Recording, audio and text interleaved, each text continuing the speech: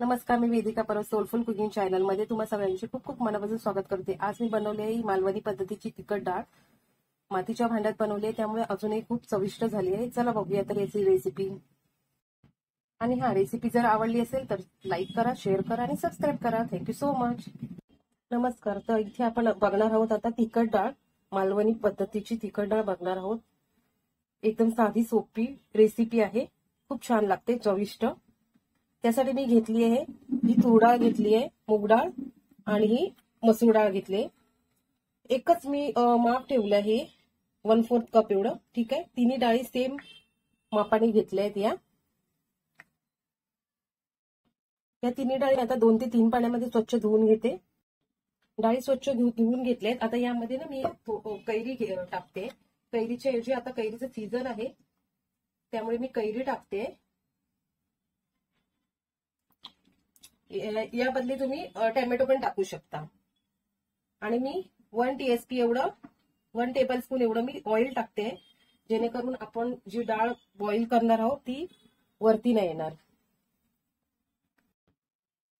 आणि चवीनुसार मीठ टाकते त्याच्यामध्ये। आणि आता ह्याच्या ना मी 2 ते 3 शिट्या करून घेते व्यवस्थित। मी अर्धी कैरी घातली आहे यामध्ये। तर ही बघा आपली डाळ मस्तपैकी शिजून रेडी आहे। आता फोडणीसाठी तेल लागणार आहे, 1 टीस्पून एवढी राई लागणार आहे। त्यानंतर मी घेतलाय हा मालवणी मसाला 1 ते 1.5 टेबलस्पून एवढा। त्यानंतर कढीपत्ता, कढीपत्त्याची 8 ते 10 पानं आहेत। त्यानंतर लसूण आहे 8 ते 10 पाकळ्या। आणि हा मालवणी आमचं हे असतं, वाटप असतं कांदा लसूण खोबऱ्याचं, ठीक आहे। ते आता मी वाटून घेणार आहे, ते पण मी डाळीत थोडंसं टाकणार आहे।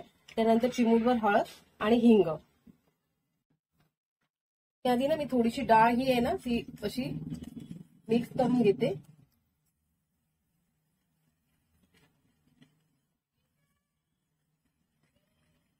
छान शिजली आहे एकदम मस्त।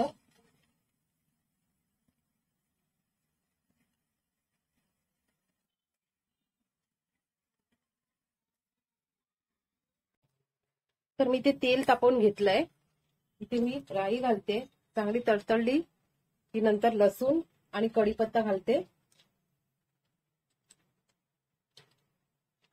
तेल घातलंय मी 1 ते 1.5 टेबलस्पून एवढं तेल घातलंय।